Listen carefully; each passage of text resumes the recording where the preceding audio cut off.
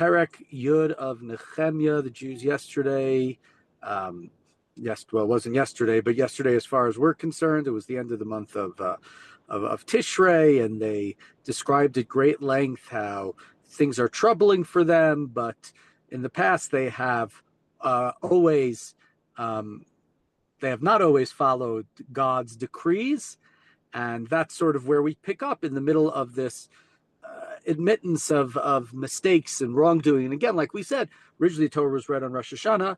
They were very sad about the fact that they weren't listening to God's decrees, but they were told that everything is fine. Rosh Hashanah is a happy time. Go be happy. A few weeks later, after Sukkot, they gather together, and this description of their history and the things that are bad, the Levium say, and this is where we sort of pick up in the middle of that. And we say, Uvechol zot anachnu kortim amana v'chotvim v'al hechatum sarenu livienu konenu. In view of all of these things, of the history of the mistakes that our ancestors have made constantly, despite the fact that you sent so many prophets and did so many miracles and did so and gave us this land, we are putting in writing and sealing a copy and subscribing our officials, our Levites, and our priests. And that's what's sort of unique here. The Jews are writing it down themselves. It's not God giving them, here are the 10 commandments, or Mike Mel Brooks says 15 commandments, right? This is not what's going on here. We're being told the Jews themselves are writing it down. Valachatumim, and now who are the signatories? So the John Hancock, I would say, is Nechemiah. Hatir Shata, the governor, the local pash, whatever you want to call him. Nechemiah is the first one who signs. Nechemiah Tirtasha ben Chachalia v'Tzidkiah. So, right, Nechemiah, the Tirshata, son of Chilkiah and Sidkiah, and we're told many other names, because we're being told in this book, we've said many times, we took the yichus, where people are from, who they are, recognizing people's names, understanding, thanking people, appreciating, and so we have some more names here. And as we pointed out many times, there's a lot of Yud-Heys at the end. There's a lot of names that connect it with God. So Sariah, Azariah, Yirmiah, Pashhur, Amariah, Milkiah. So, right, so we're being told more and more and more names that are coming in. Sorry, when I let the...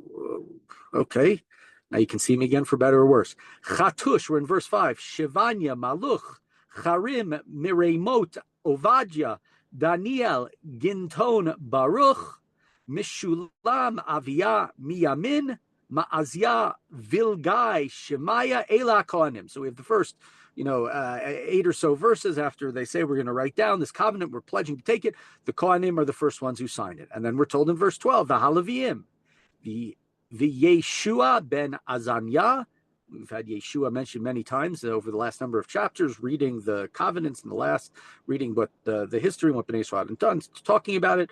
Binoi mibnei Nadad, Kadmiel, Ve'achehem, we're in Pasuk Yud Al, verse 11. Shevanya, Hodia, Klita, Pelaya, Hanan, Micha, Rechov, Chashavya, Zakur, Sheravia, Shevanya, Hodia, Vani, Beninu. Okay, so these are the Levites. And then we have Roshei Ha'am, some of the leaders, communal leaders.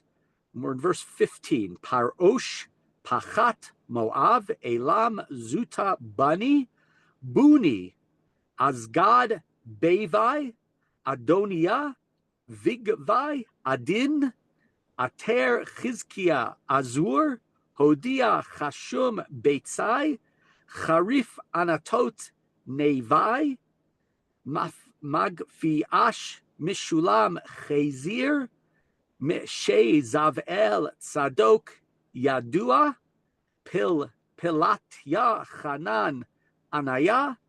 Verse 24, if you're following along with all the names, Hoshea, Hananya, Chashuv, Halochesh, Pilcha, Shovek, Rechum, Chashavna, Maaseya, Va'achia, Hanan, Anan, Maluk, Charim, Bana. Okay, so that is the names of all of the leaders, different leaders of the people. And so up to Pasuk Chavchet there, basically up to this point of the chapter, we have Nechemiah has the list, we have the Kohanim, we have the Leviim, we have the leaders of the people, and chose a very wide representation, an idea of a shared responsibility. We're all coming into this covenant together. We've all heard this. We gather together for Rosh Hashanah. We're gathering together. We're accepting this. We're writing it down.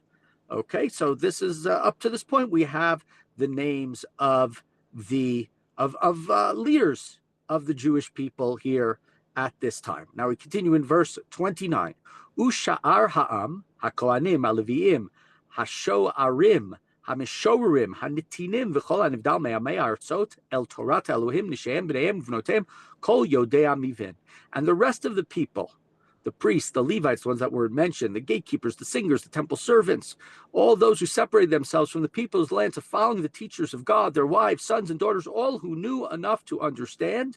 So it sounds like they either maybe actually write on their names on it, or they at least commit to follow follow what is going to be told in this contract, in this covenant, in this Brit that they are writing. Now we haven't been told what they're writing onto yet, but all of the others, in addition to the leaders, were told in verse 30, Machazikim alacheim adireim uva'im ba'ala uveshvu'a lalechet b'torat Elohim asher nitna b'yad Moshe eved Elohim v'lishmor v'la'asot et kol mitzvot Adonai Adonenu u'mishpatav v'chukav. So all the regular people, the regular folk like us, they join with their noble brothers and take on the oaths and the responsibilities and the sanctions to follow the teachings of God given through Moses, the servant of God, to observe carefully all the commandments of the Lord, our Lord, his rules and laws. And we have it in different places, but to just point it out again, there's a lot of talk here when we talk about mitzvot, where it goes all the way back, talking about Moshe. These are the laws that were given to Moshe, Eved Hashem, and there's sort of this statement. I see it, right? A lot of what happened early on in the Second Temple period is we have people who are sort of like quasi-Jews, especially the Samaritans, most famously. Ezra details it. It's about 75, 80 years before this book takes place. But we want to say we are the continuation from Moshe.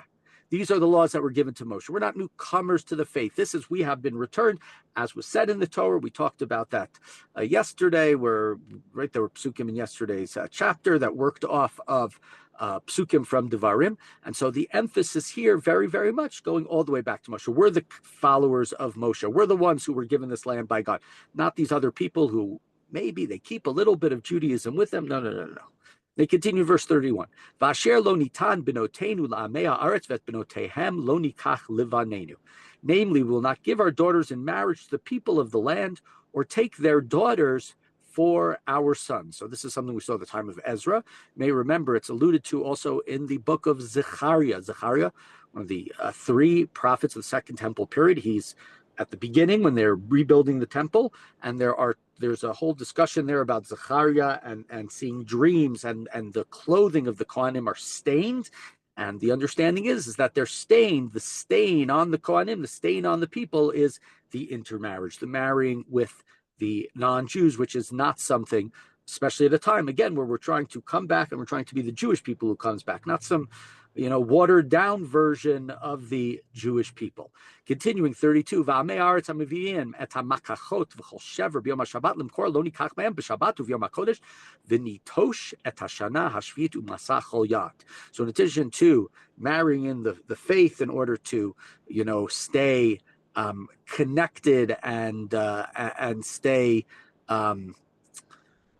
sometimes words escape the mind, and stay loyal to the covenant. The other things that the people in this covenant agree to do is one, Shabbos. We're not going to buy on Shabbos from the Gentiles who come to sell stuff on Shabbat. We're not going to buy from them on Shabbat, or presumably a Yom Tov, a holy day.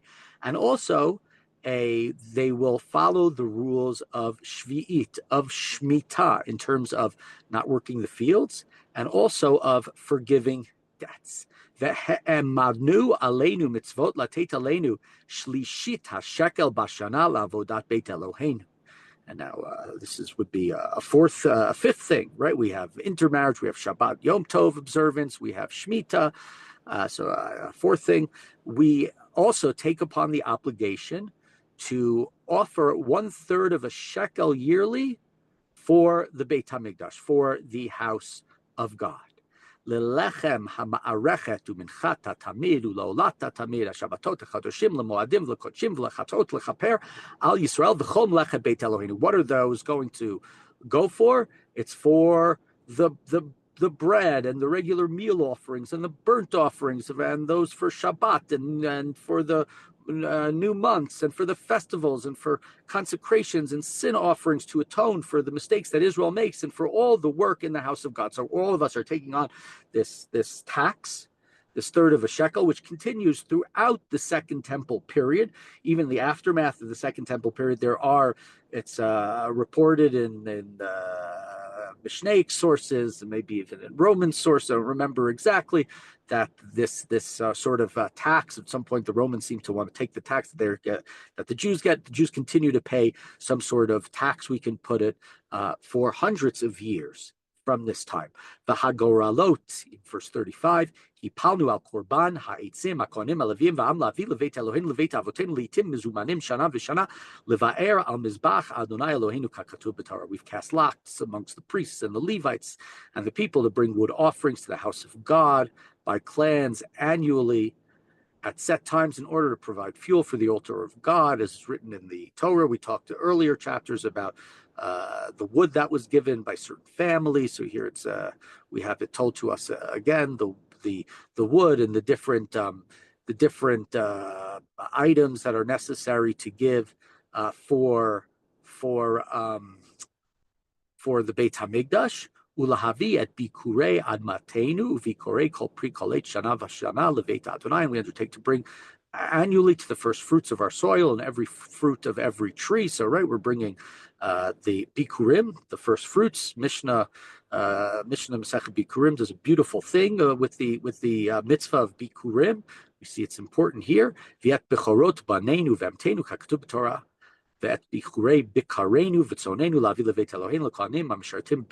Also the firstborn of our sons and the animals is written in the Torah. So right, the bikurim from the fruit and from our families and our cattle and flock, we're going to bring them to the house of God for the priests who minister in the house. We're in verse 38, arisotenu.